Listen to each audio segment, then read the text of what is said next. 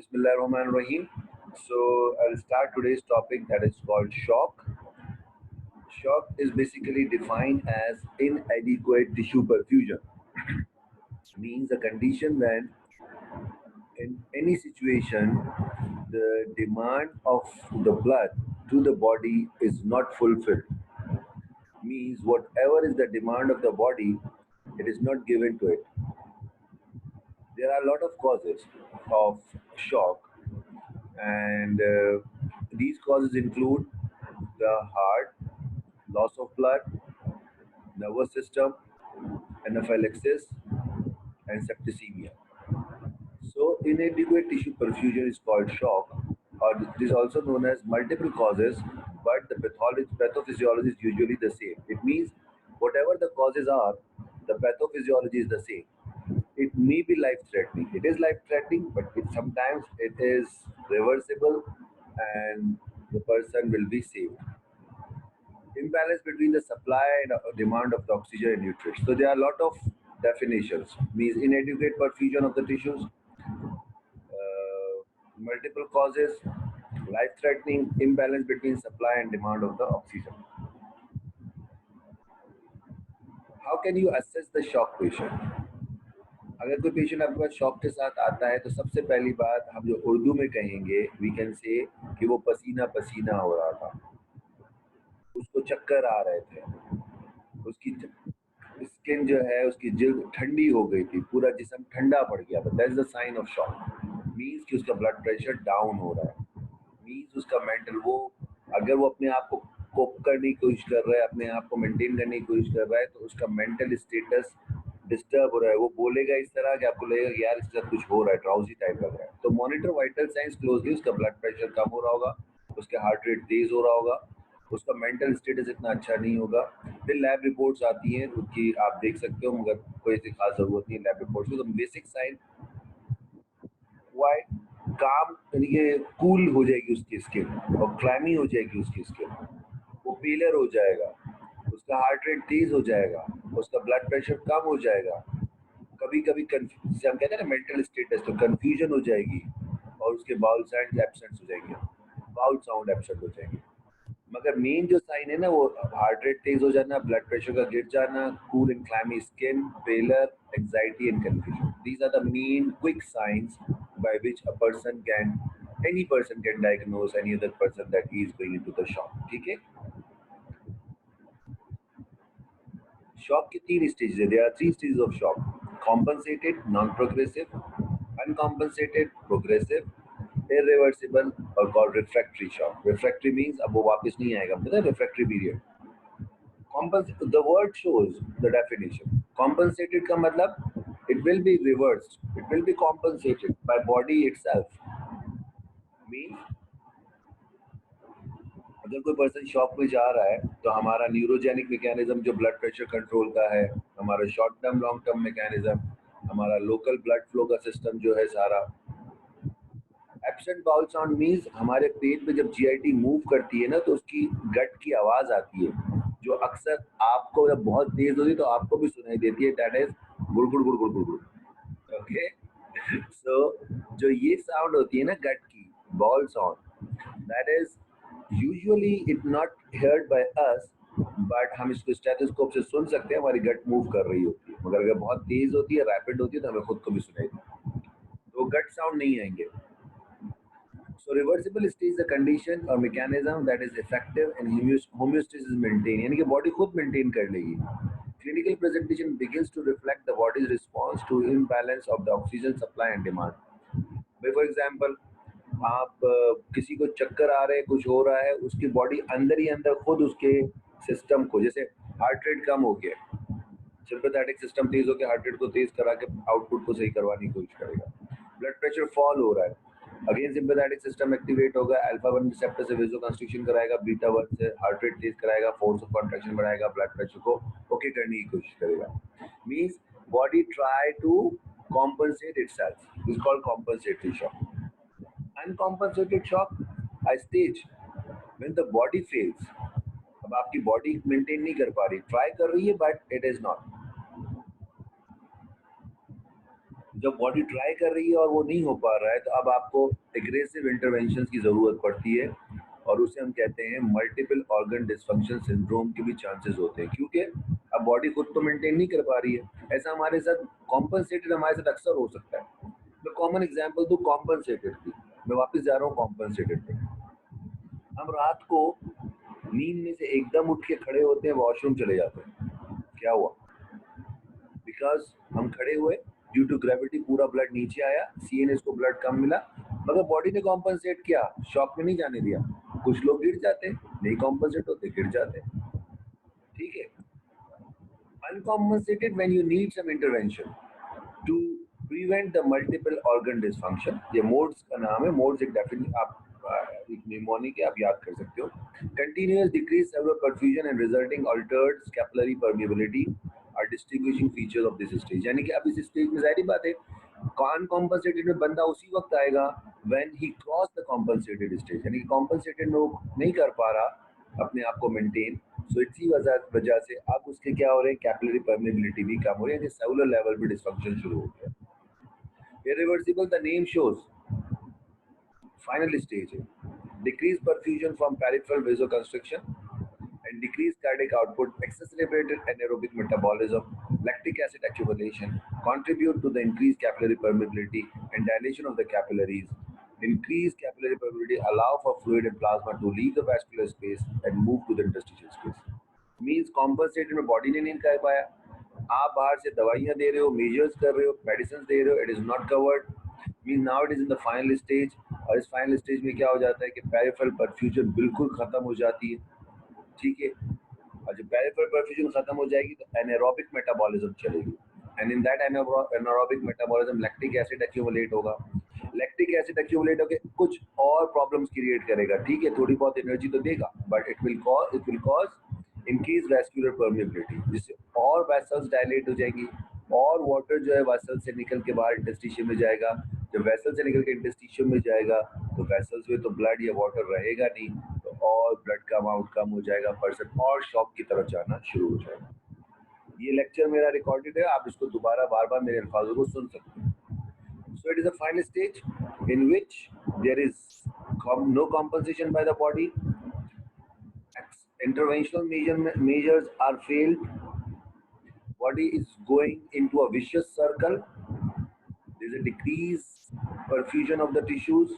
This decreased perfusion leads to anaerobic metabolism, leads to more lactic acid accumulation, leads to increased vascular permeability, leads to more fluid leave from the vessels to the interstitium, and finally the amount of the water in the blood in the vessels remain low, and this low amount of the blood and water causes more shock condition, more shock state. Types of shock, we can say. Types of shock, the main due to accumulation of lactic acid will cause body. Sometimes lactic acid is directly stimulate the free nerve endings. Yes, but it is not always. Okay, sometimes. So whenever there are free nerve endings, when they are stimulated, they cause pain. Okay, आवाज आ रही है मेरी? आवाज आ रही है मेरी? Sir आवाज आ रही है आपकी? ठीक है। So the types of shock बहुत कॉमन है। Hypovolaemic shock mean decrease blood, ठीक है जी, आपको समझ में आ गया। अब डिक्रीज ब्लड की कंडीशन क्या क्या हो सकती है? RTA, accident, road traffic accident,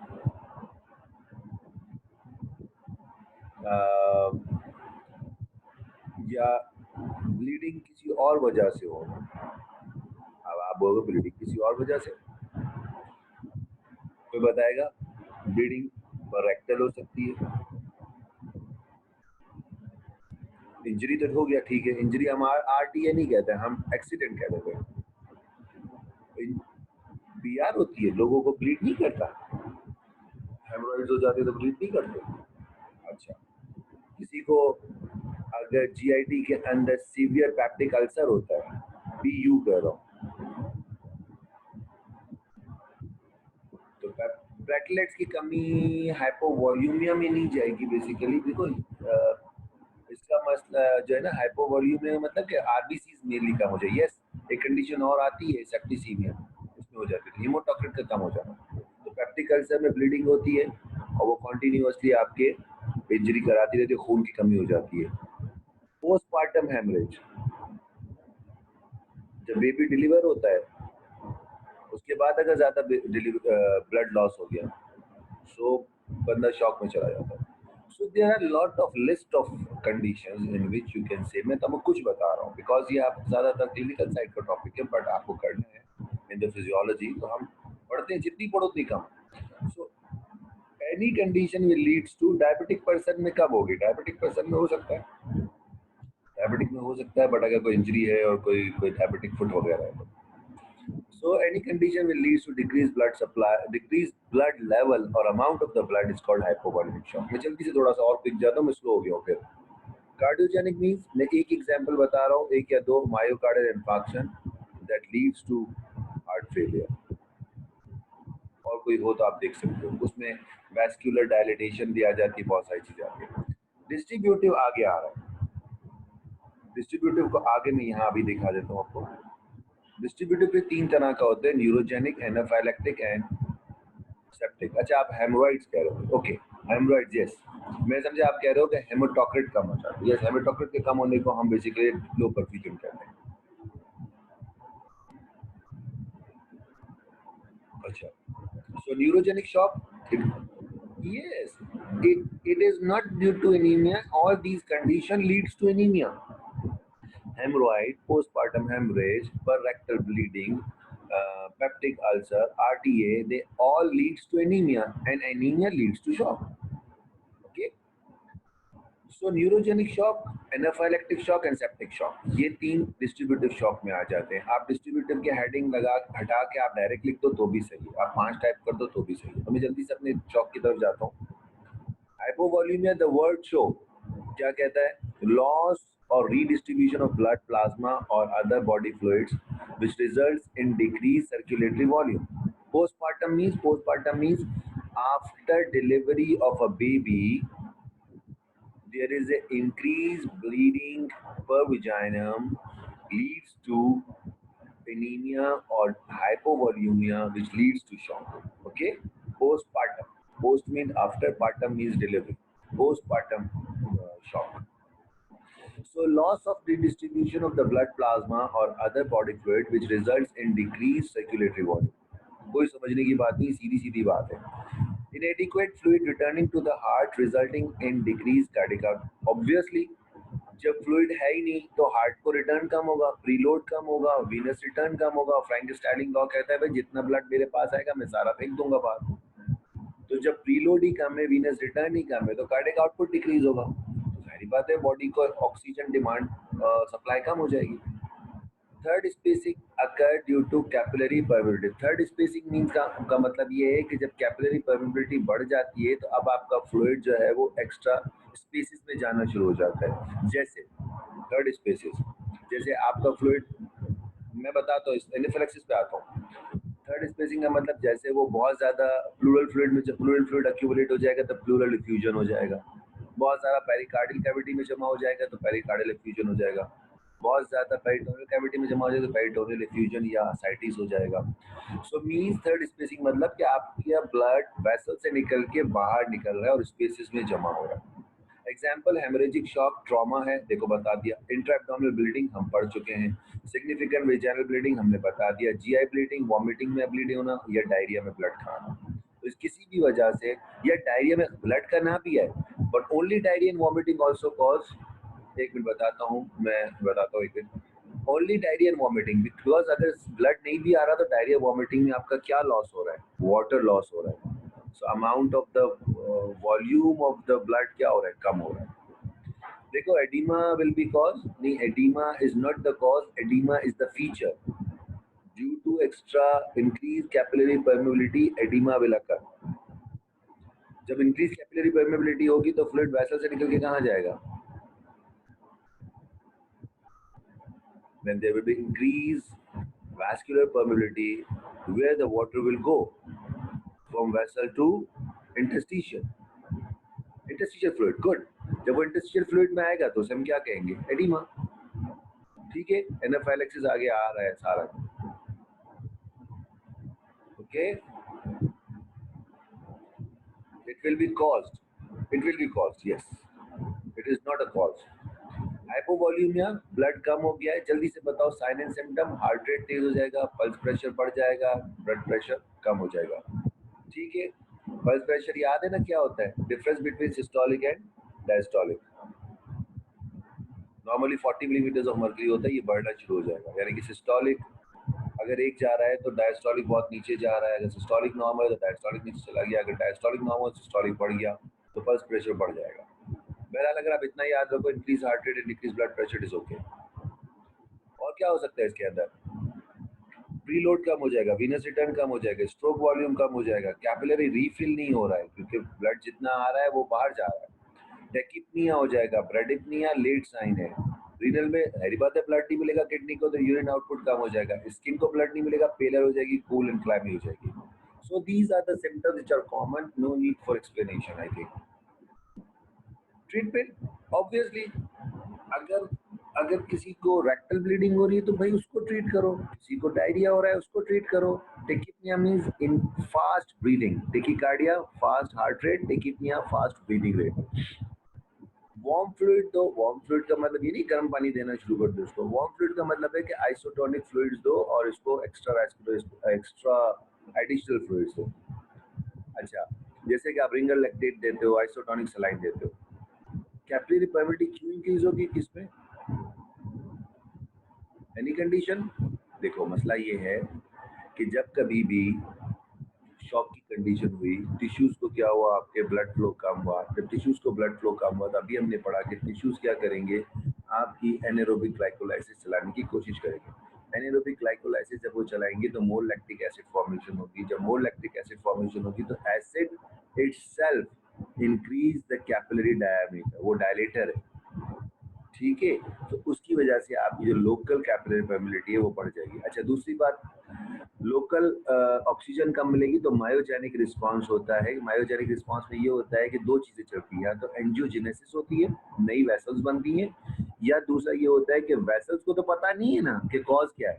vessels तो कह रही है जी ब्लड नहीं मिल रहा, तो उनको जो ऑक्सीजन की डिमांड कम होगी तो वो लोकली क्या हो जाती है? मायोजेनिक रिस्पांस कहते हैं इसे हम. और वो इनएडिक्वेट ऑफ ऑक्सीजन की वजह से they will be little bit dilated और आपका क्या हो जाएगा?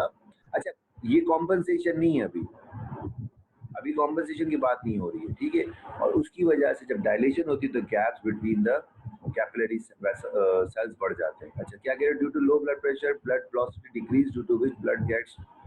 ये एक और वजह है, मगर जाहिर बात है परमिबिलिटी भी इसलिए बढ़ेगी कि उनके बीच के जो गैप्स होंगे, जो स्पेस होगी वो बढ़ जाएगी. तो जब वो स्लोली ट्रैवल करेगा, ज्यादा टाइम मिलेगा, मोर एब्सॉर्प्शन. ठीक है. अच्छा, मैं आगे चलता हूँ. कार्डियोजेनिक शॉक का कॉज क्या है? जब heart fails to pump sufficient amount of the blood, it means the problem is in the heart. When the pump fails occur, the myocardium cannot forcibly eject the blood. सही है.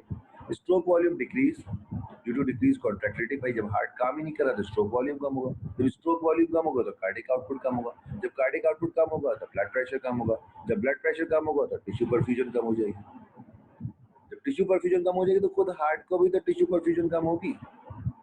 So heart is not causing the shock, but heart is also causing harm for himself. बेचारा मजबूर है क्योंकि उसका heart काम नहीं कर रहा. मायोकार्डियल इन्फार्क्शन हो गया, हार्ट का टिश्यू फाइब्रोज्ड हो गया. भाई कॉन्ट्रैक्शन में पार्ट ही नहीं प्ले कर रहा तो उसका क्या कसूर है? So decreased oxygenation to heart further complicate the patient condition. Causes क्या है?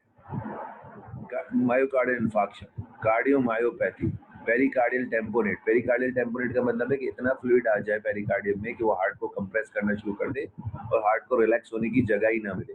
जब हार्ट को रिलैक्स होने की जगह ही नहीं मिलेगी तो हार्ट फिल होगा नहीं. जब हार्ट फिल नहीं होगा तो कॉन्ट्रैक्ट क्या करेगा बेचारा?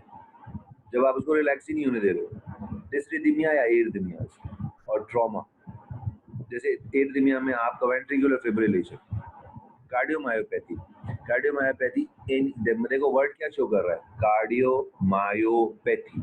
ये एक कंबाइंड टर्म बना दी गई है। अगेन हम क्या करते हैं, किसी एरिथमिया की वजह से, किसी इस्कीमिया की वजह से, किसी और वजह से जब हार्ट काम करना छोड़ देता है तो हम उसे कहते हैं कि हार्ट के अंदर कोई पैथोलॉजी डेवलप होगी, तो उस पैथोलॉजी को फिर हम कहते हैं कार्डियोमायोपैथी। अब आप बोलोगे सर ये और फिर अलग का क्या मतलब है, इसको क्यों अलग लिखा है? तो होता ये है कि फिर इसकी भी कुछ क्लासिफिकेशन आ जाती है। मैं बताता हूँ,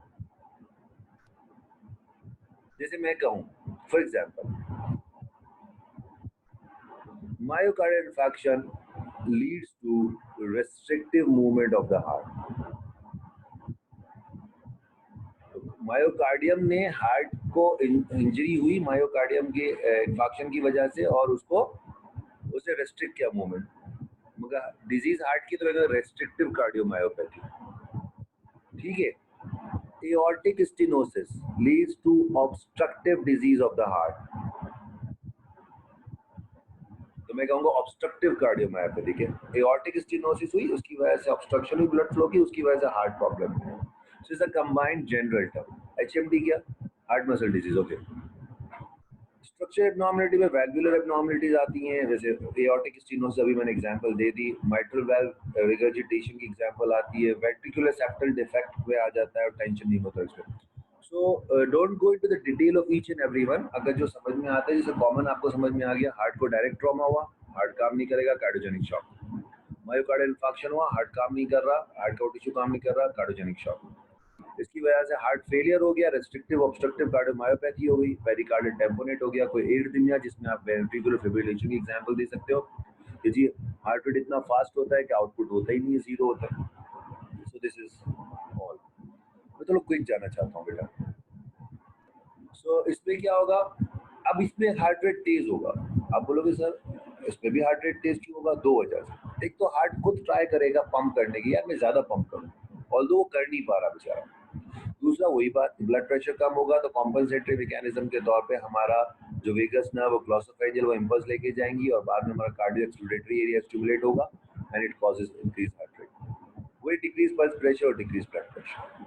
तो शॉक में तकरीबन ये तीन चीजें याद रखो, cold clammy skin failure, tachycardia, decrease blood pressure, ये चीजें याद रखो। डिस्ट्रीब्यूटिव में आता है न्यूरोजेनिक शॉक, एनाफाइलेक्टिक शॉक और सेप्टिक शॉक। न्यूरोजेनिक का मतलब एनी प्रॉब्लम लीड्स टू या related to nerve, either directly from the brain or peripheral nervous system। जैसे अगर स्पाइनल कॉर्ड का ट्रॉमा हो गया या स्पाइनल एनेस्थीसिया हो गया, तो स्पाइनल कॉर्ड से जो वेसल्स निकल रही थी और जो नर्व्स निकल रही थी, अब उन नर्व्स को कमांड मिलना बंद होगी। जब उन नर्व्स को कमांड मिलना बंद होगी तो उस लेवल के नीचे जितनी नर्व्स होंगी वो जब अपने अपने ऑर्गन को सप्लाई करेंगी तो हो सकता है कि वो प्रॉपर वे में वो सप्लाई ना कर सके और स्पेशली वेसल्स को सप्लाई ना कर सके। अब क्या हुआ, क्या बेसिकली हुआ ये कि प्रॉब्लम किसमें थी, नर्व्स में, बट वो नर्व्स की problem leads to vascular problem and vascular problem leads to shock. यानी कि injury result in major vasodilation without compensation. Injury, हम क्या बात कर रहे हैं कि injury results to major vasodilation without compensation due to loss of sympathetic nervous vasoconstrictor tone. जाहिर बात है, अब आपका स्पाइनल ट्रॉमा हो गया और इंजरी हो गई है स्पाइनल कॉर्ड की, तो मेजर वेसोडायलेशन हो रही है without compensation due to loss of sympathetic nervous vasoconstrictor tone, तो वेसोकंस्ट्रिक्टर टोन खत्म हो गई है।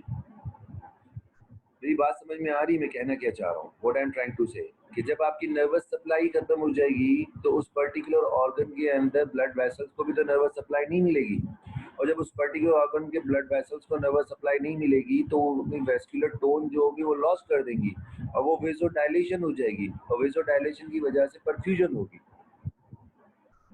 परफ्यूजन कम हो जाएगी। ठीक है,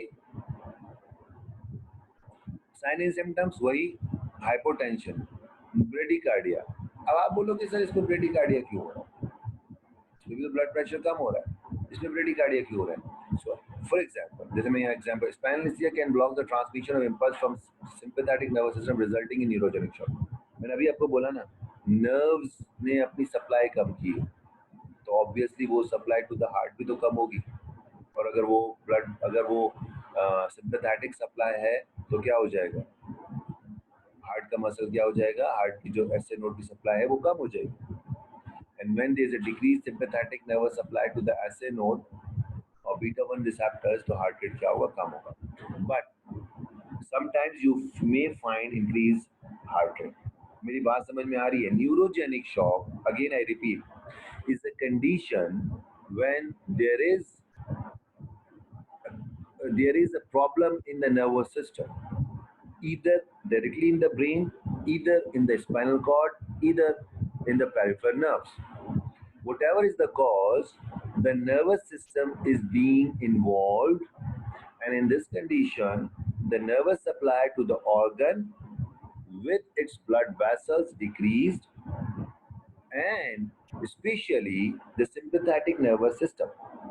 So if the sympathetic nervous system supply is decreased, leads to vasodilation, loss of vessels, vascular tone, leads to vasodilation, which leads to decreased perfusion to the tissues, which leads to a condition called shock, and this is the neurogenic shock. Got my point?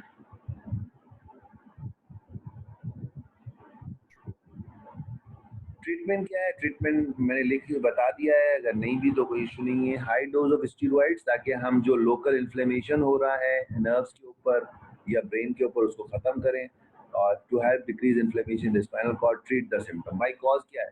कोई stroke का patient आ गया यार, किसी का brain में ही stroke हो गया है, अब क्या करें? तो फिर उसको ट्रीट करो. नहीं हो रहा तो फिर आप रेमेडीज दो शॉक की. आप अनकॉम्पनसेटेड स्टेज में है तो उसको फिर पानी वानी दो, फ्लूइड दो, उसको फिर ऐसी ड्रग्स दो जो उसके हार्ट रेट को और उसके ब्लड प्रेशर को बढ़ाएं. इस तरह का. एनाफाइलेक्सिस का मतलब पता है किसी को? टाइप 1 हाइपर सेंसिटिविटी रिएक्शन भी बोलते हैं इसको. शायद मैंने टाइप 1 हाइपर सेंसिटिविटी रिएक्शन पे आपको एक लेक्चर लिया था. टाइप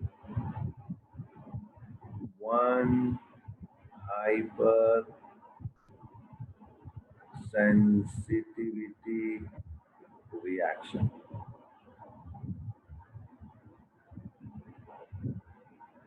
ओके, तो एनाफाइलेक्सिस शॉक का मतलब क्या है? Shock due to anaphylaxis. देखो बेटा, एक कंडीशन होती है जिसे हम कहते हैं एलर्जी. मैं क्विकली बता रहा हूँ, मैं 30 to 60 सेकंड की बात बताऊंगा, इसको ध्यान से सुनो. एनाफाइलेक्सिस से पहले मैं पढ़ना चाहिए allergy. Allergy is a common condition है. एलर्जी किसी को भी होती है. एलर्जी किस वजह से होती है? एलर्जी होती है कोई भी ऐसा सब्सटेंस या फॉरेन पार्टिकल या हमारा इंटरनल पार्टिकल भी जो कि हमारी बॉडी के लिए एक्सेसिव इम्यूनिटी जनरेट कराते हैं. मीन्स अगर कोई पार्टिकल हमारी बॉडी के अंदर आया, फॉरेन पार्टिकल, और हमारी बॉडी के पास जाने के बाद उसने वो इम्यूनोग्लोबुलिन ई से बाइंड हुआ. इम्यूनोग्लोबुलिन ई से बाइंड होने के बाद वो मास्ट सेल से और बेसोफिल से बाइंड हुआ, और वहां से उसने डीग्रेन्युलेशन कराई. डीग्रेन्युलेशन कराने के बाद उसने वहां से ऐसे सब्सटेंसेस निकाले जिसका नाम है ब्रेडिकाइनिन, कुछ prostaglandins, histamine, slow reactive substance of anaphylaxis. और ये हिस्टामीन और ब्रेडिकाइनिन ने जाके क्या हुआ? एक्सट्रीम वेसोडाइलेशन कराया. एक्सट्रीम वेसोडाइलेशन की वजह से क्या हुआ? ब्लड वेसल्स के अंदर डायलेशन हुई और फ्लो स्लो हो गया, परफ्यूजन कम हो गई. हिस्टामीन ने क्या कराया? उसने भी वेसोडाइलेशन कराई, ब्रोंको कंस्ट्रिक्शन कराई, जिससे आपके सांस लेने में प्रॉब्लम हुई. पहली ऑक्सीजन कम मिल रही थी टिश्यू परफ्यूजन लो होने की वजह से, और ऑक्सीजन कम हो गई ब्रोंको कंस्ट्रिक्शन की वजह से. स्लो रिएक्टिंग सब्सटेंसेस भी क्या करते हैं? ये भी इसी तरह का रोल प्ले करते हैं और वेसोडाइलेशन वगैरह करते हैं. अगर तो ये छोटा मोटा एलर्जिन था और इसने ये सारे काम कराए, तो आपको नज़ला, जुकाम, खांसी, सांस में तकलीफ, ब्लड प्रेशर का लो होना, ये सब कुछ हुआ, और आपको दोबारा या तो एक्सटर्नल या इंटरनल रेमेडी से ही सही होगा.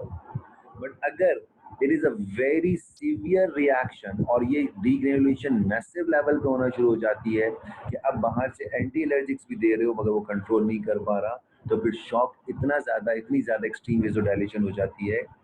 कैंसर सेल्स एलर्जिक हो सकते हैं? नहीं, कैंसर सेल्स अगर एलर्जिक होते तो बहुत आसानी हो जाती ना भाई, फौरन पता चलता. और हम उनको इनिशियल स्टेजेस में मार देते हैं, तो कैंसर सेल्स का तो पता ही नहीं चलता। बहुत लेटर स्टेजेस में कभी कोई होता हो तो मुझे पता नहीं है, ठीक है। बात ये है कैंसर सेल्स अगर एलर्जिक होते तो बड़ी आसानी हो जाती, जैसे ही आदमी को कैंसर डेवलप होना शुरू होता पता चल जाता कि जी को एलर्जी हो रही है, बाहर से तो कोई एलर्जी नहीं है, अंदर से देखो, ठीक है।